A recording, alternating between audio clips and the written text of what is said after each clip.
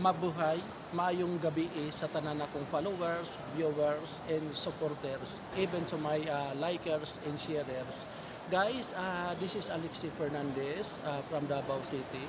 Uh, na ako karon din guys sa Davao International Airport just because few hours from now or at 2 o'clock in the morning I will be traveling going to Manila because tomorrow we will be attending to our annual presentations.